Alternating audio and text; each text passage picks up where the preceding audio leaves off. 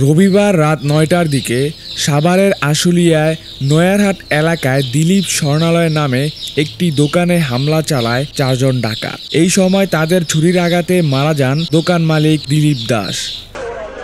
প্রত্যক্ষদর্শীরা ও পুলিশ জানায়, রাতে তারাবি নামাজের সময় ফাঁকা বাজারে নিজ স্বর্ণের দোকান বন্ধ করেছিলেন দিলীপ দাস। এই সময় ৪-৫ জন দুর্বৃত্ত ককটেল ফাটিয়ে আতঙ্ক ছড়িয়ে দোকান মালিক দিলীপকে ছুরির আঘাতে গুরুতর জখম করে। পরে দোকান মালিকের কাছ থেকে একটি ব্যাগ নিয়ে পালিয়ে যায় দুর্বৃত্তরা। দোকান বন্ধ করে শাটার নামানোর সময় ব্যাগ হাতে ছিল, পিছন থেকে ব্যাগ ধরে টান দিছে, সারে নাই, চাপাটিতে কূপ দিছে। 20-25 ভরির মতো হবে।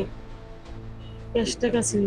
হবে আপনার দিয়ে মনে করেন যে আপনি খাইতে বসি, এমন যাতে আমার একদিন ফোন দেবো, তোমার দোকানের সামনে স্বর্ণের দোকান টাকা দিয়েছে। আমি হবাইতেছিলাম আইলে মই জায়গার থেকে আইসে জায়গা দেখি ধুমাতে ভরে গেছে।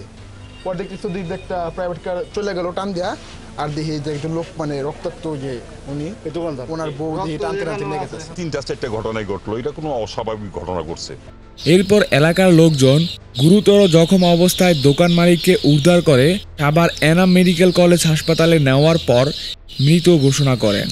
বুকে বড় ক্ষত ছিল, গালের ডান পাশে ক্ষত ছিল, পিঠে ক্ষত ছিল।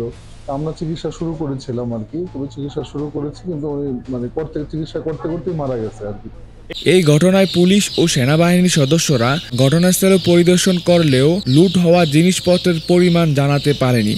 আমরা সর্বোচ্চ চেষ্টা করব। এখানে ওসিডিবি আছে এবং আমাদের ঢাকা জেলার সর্বোচ্চ চেষ্টা দিয়ে আমরা এই অপরাধীদের ধরে আইনের আওতায় নিয়ে আসব। এলাকার লোকজন বলছেন, সাভারে বেশ কিছুদিন হলো ডাকাতের উৎপাত বেড়েছে। আর পুলিশের পরিসংখ্যান বলছে, গত আগস্ট থেকে জানুয়ারি পর্যন্ত 6 মাসে ডাকাতি ও ধর্ষণের ঘটনায় মামলা হয়েছে 1145টি, যা 2023 সালের আগস্ট থেকে 2024 সালের জানুয়ারি পর্যন্ত সময়ের তুলনায় 50% বেশি।